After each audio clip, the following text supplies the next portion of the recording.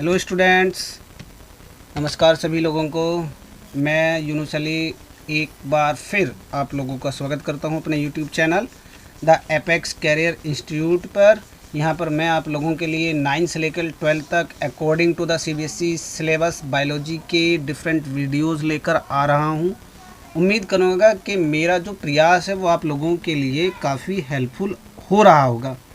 मेरे चैनल को लाइक कीजिएगा, मेरे चैनल को सब्सक्राइब कीजिएगा, बेल आइकन को दबाइएगा जिससे आने वाले वीडियोस का नोटिफिकेशन आपको मिलता रहे।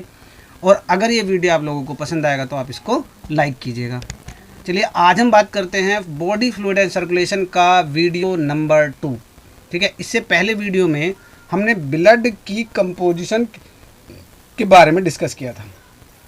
आज हम उसके आगे चलेंगे और कुछ और इम्पोर्टेंट पॉइंट्स के बारे में डिस्कस करने वाले हैं हम। ठीक है, अगर वीडियो पसंद आएगा पूरा देखिएगा, वीडियो पसंद आएगा तो आपको लाइक कीजिएगा, शेयर कीजिएगा, कमेंट करके ज़रूर बताइए कि वीडियो आपको कैसा लगा।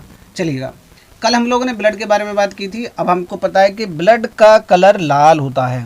ठीक है, लेकिन सभी का ब्लड क्या होता है, अलग अलग होता है। अगर हम ह्यूमन पॉपुलेशन की बात करते हैं तो सभी का ब्लड कलर में तो कैसा होता है, रेड होता है। बट क्या होता है कि ब्लड की प्रोटीन के हिसाब से, ब्लड की कंपोजिशन के हिसाब से जो है ब्लड ग्रुप्स अलग अलग होते हैं। तो जो भी पॉपुलेशन, ह्यूमन पॉपुलेशन है, इसके अंदर ब्लड ग्रुप दो तरह की है। एक जो पैटर्न है वो है ABO ब्लड ग्रुप का, और आपने 10th क्लास में पढ़ा है। और एक पैटर्न है RH ब्लड ग्रुप का। ठीक है, ABO ब्लड ग्रुप का जो आइडेंटिफिकेशन है वो जो RBC की सरफेस होती है, ठीक है, उस सरफेस पर दो एंटीजन मिलते हैं। ठीक है ना, क्या मिलते हैं, दो सरफेस एंटीजन मिलते हैं, मिलो या ना मिलो, प्रेजेंट या एब्सेंट। तो जो दोनों एंटीजन हैं वो है एंटीजन A और एंटीजन B। ठीक है, अगर एंटीजन A प्रेजेंट है, ठीक है, तो वो ब्लड ग्रुप A होगा। अगर एंटीजन B प्रेजेंट है तो वो ब्लड ग्रुप B होगा। अगर दोनों एंटीजन प्रेजेंट हैं तो वो ब्लड ग्रुप AB होगा। और अगर कोई भी एंटीजन नहीं है, ना एंटीजन A है ना एंटीजन B है, तो वो होगा ब्लड ग्रुप O। तो इस पैटर्न को हम क्या कहते हैं, इस पैटर्न को ABO ब्लड ग्रुप कहा जाता है। ठीक है, ये टेबल आप लोगों को दिखा रही है कि कितने तरह के ब्लड ग्रुप है ह्यूमन पॉपुलेशन के अंदर। 4 तरह के ब्लड ग्रुप हैं। ठीक है, तो यहाँ से आप ये बात समझिए, यहाँ पे हम आपको ये बताने की कोशिश करेंगे कि कौन सा ब्लड ग्रुप किसको डोनेट किया जा सकता है। ठीक है, ब्लड ग्रुप A, तो RBC की सरफेस पर कौन सा एंटीजन होगा, एंटीजन होगा A। और प्लाज्मा के अंदर कौन सा एंटीबॉडी होगा, एंटीबॉडी होगा B। मतलब ये है कि अगर ब्लड ग्रुप A को ब्लड ग्रुप B वाला ब्लड चढ़ा दिया जाए तो ये जो एंटीजन है उसको आइडेंटिफाई करके उसकी एंटीबॉडी बनाएगी, और वो एंटीबॉडी क्या कहलाएगी, वो एंटीबॉडी एंटी B कहलाएगी। ठीक है, तो इसलिए ब्लड ग्रुप A को कभी ब्लड ग्रुप B नहीं चढ़ाया जा सकता। तो डोनर ग्रुप कौन कौन सा है, डोनर ग्रुप या तो A होगा या क्या होगा, O। यानी कि ब्लड ग्रुप A वाले को कौन सा ब्लड ग्रुप दिया जा सकता है, या तो A दिया जाएगा या फिर O दिया जाएगा। सिमिलरली अगर किसी का ब्लड ग्रुप B है तो उसके अंदर एंटीजन कौन सा होगा, B, एंटीबॉडी कौन सी होगी, A, और डोनर ब्लड ग्रुप कौन से होंगे इसके लिए, ब्लड ग्रुप B डोनर का काम करेगा, ब्लड ग्रुप O डोनर का काम करेगा। ठीक है, जो AB ब्लड ग्रुप है, जैसा अभी मैंने बताया था, AB ब्लड ग्रुप वाले जो ह्यूमन बींग्स होते हैं उनकी RBC पर एंटीजन A भी होती है, एंटीजन B भी होती है। तो यहाँ पर कोई भी एंटीबॉडी नहीं बनता क्योंकि दोनों के लिए एंटीजन यहाँ पर आइडेंटिफाइड है। ठीक है, तो ये क्या होगा, अब इसको ब्लड, ये ब्लड कौन कौन सा हो सकता है, किसको डोनेट करे, AB इसको ब्लड दे सकता है, A भी दे सकता है, B भी दे सकता है और O भी दे सकता है। मतलब ये सबसे ले सकता है, दे किसी को नहीं सकता, ये भी ध्यान रखिएगा। तो इसको कहते हैं यूनिवर्सल एक्सेप्टर। जो ब्लड ग्रुप A है उसमें कोई भी एंटीजन नहीं होती, ना A ना B। ठीक है, तो जब कोई भी एंटीजन नहीं होती है तो एंटीबॉडी दोनों तरह की बनेंगी, एंटीबॉडी A भी बनेगी, एंटीबॉडी B भी बनेगी। तो इसलिए ना ये इन तीनों में से किसी का भी ब्लड एक्सेप्ट नहीं कर सकता। ठीक है, केवल किसका ले सकता है, केवल O का ब्लड ग्रुप O को मिलेगा। लेकिन आप देख सकते हैं कि O जो है सबको ब्लड दे सकता है, ए को भी दे सकता है, ठीक है, बी को भी दे सकता है, ए बी को भी दे सकता है, और ओ को तो दे रहा है, तो उसको कहते हैं यूनिवर्सल डोनर। तो ए बी कौन है? ब्लड ग्रुप ए बी है यूनिवर्सल एक्सेप्टर, ब्लड ग्रुप वो कैसा है? वो है यूनिवर्सल डोनर, ठीक है, चलिएगा। ये मैंने वही पॉइंट लिखा हुआ है कि ब्लड ग्रुप ओ जो है, ठीक है, it is known as the universal donor, और ब्लड ग्रुप ए बी जो है वो क्या कहते हैं? वो है universal acceptor. R H group, ठीक है।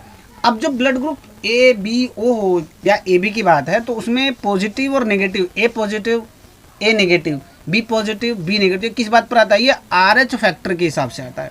एक एंटीजन होती है जिसको आर एच एंटीजन कहते हैं। ये जो आर एच एंटीजन है, ये सबसे पहले मंकी के अंदर हुआ था, डिस्कवर हुआ था अफ्रीका में, जिसको रीसस मंकी कहते हैं, उसी के नाम पर ये रख दिया जाता है, ठीक है। और 80% ह्यूमन पॉपुलेशन के अंदर आर एच एंटीजन प्रेजेंट होती है। जहाँ आर एच प्रेजेंट होगी उसको कहेंगे आर एच पॉजिटिव, ठीक है, और अगर नहीं है तो क्या कहेंगे? Are H negative. सपोज करो ब्लड ग्रुप ए है, ठीक है, ब्लड ग्रुप ए है और उसके पास आर एच है, तो क्या होगा? ए पॉजिटिव। और अगर ब्लड ग्रुप ए है, ठीक है, और आर एच नहीं है, तो उसको क्या कहेंगे? उसको कहेंगे ए नेगेटिव। तो ये भी ध्यान रखिएगा, ए पॉजिटिव का ए नेगेटिव को ब्लड नहीं चढ़ाया जा सकता, ये भी हो जाएगा, ठीक है। अब ये समझिएगा, एक बीमारी होती है जिसका नाम होता है इराइथ्रोब्लास्टोसिस फोइटेलिस। ये आर एच फैक्टर से रिलेटेड डिजीज है। अगर फादर का ब्लड आर एच पॉजिटिव है, ठीक है, and mother's blood is R H negative, ठीक है, तो जो फीटस का ब्लड होगा वो कैसा होगा? वो होगा आर एच पॉजिटिव, क्योंकि फादर पर जाएगा, ठीक है। लेकिन मदर का ब्लड कैसा है? मदर का ब्लड है आर एच नेगेटिव।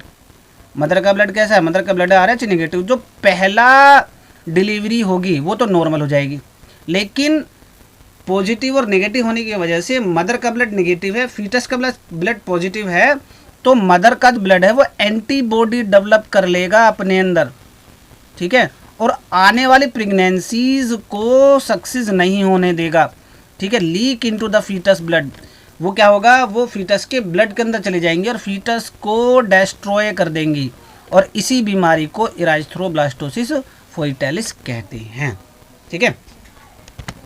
अब बात आती है ब्लड कोएगुलेशन। सबसे पहले ये समझिए ब्लड कोएगुलेशन क्या हो। Blood coagulation is also known as the blood clotting.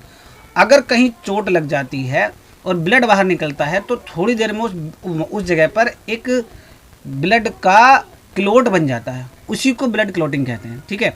ये कह रहा है कि जब कोई इंजरी होती है तो ब्लड वेसल से ब्लीडिंग स्टार्ट हो जाती है और वो ब्लीडिंग रुक जाती है, which is stopped by the process of blood clotting, ठीक है।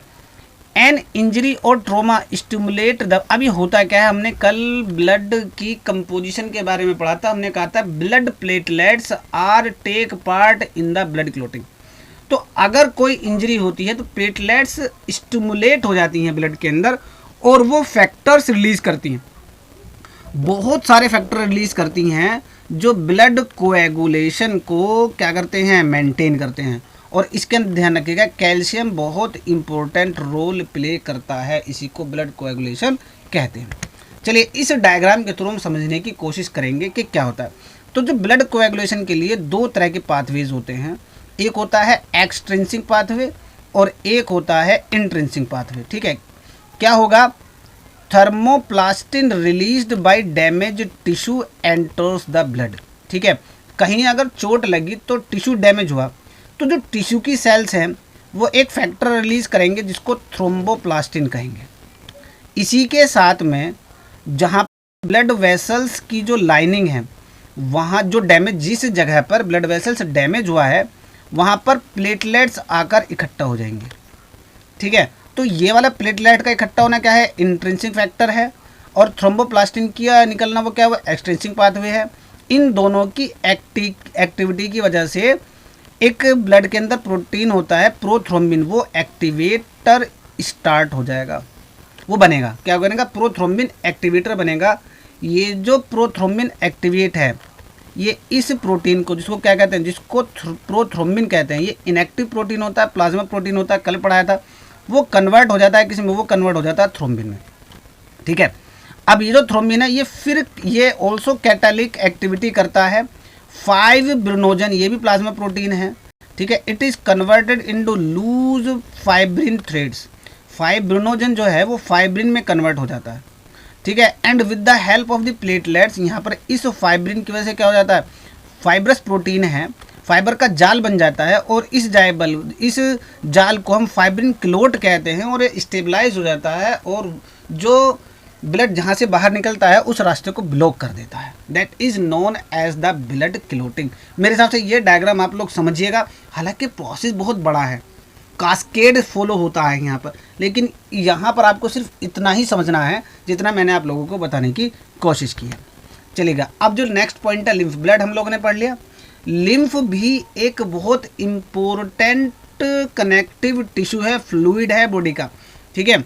जैसे ही ब्लड फ्लो होता है कैपिलरीज से, ठीक है, कुछ वाटर और वाटर के अंदर जो डिजोल्व सब्सटेंस होते हैं वो ब्लड वेसल्स से डिफ्यूज होकर सेल्स के बीच में जो स्पेस होता है या टिश्यूओं के बीच में जो स्पेस होता है वो आ जाते हैं, ठीक है।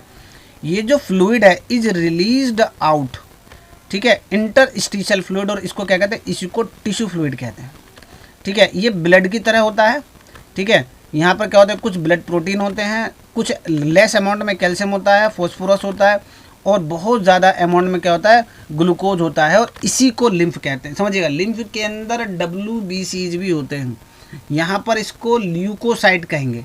बस ब्लड में और लिम्फ में यही फ़र्क है कि ब्लड के अंदर RBCs होती हैं या कुछ ज़्यादा अमाउंट में प्लाज्मा प्रोटीन होते हैं जो नेटिव प्लाज्मा के प्रोटीन है। अगर प्लाज्मा फिल्टर होके इंट्रासेलुलर स्पेस में आ जाती है तो वो लिम्फ का काम कर लेती हैं, ठीक है। यहाँ पर लिम्फोसाइट्स मैंने बताया WBCs होती हैं जो इम्यूनिटी रेस्पॉन्स देती हैं बॉडी को, ठीक है। लिम्फ का मेन काम क्या है, लिम्फ का मेन काम है इम्यूनिटी प्रोवाइड कराना, प्रोटीन और फैट के मॉलिक्यूल का ट्रांसपोर्ट करना, कुछ अमाउंट में ऑक्सीजन का, फूड मटेरियल्स और हार्मोन्स का ट्रांसपोर्ट करना लिम्फ का काम है, ठीक है। This is the end of part 2। बाकी की बात जो आगे का प्रोसेस है वो नेक्स्ट वीडियोस के अंदर करेंगे। उम्मीद करूंगा कि वीडियो आप लोगों को पसंद आया होगा। पसंद आया है तो लाइक कीजिएगा, शेयर कीजिएगा, कमेंट करके जरूर बताइएगा कि वीडियो आपको कैसा लगा। नमस्कार, थैंक यू।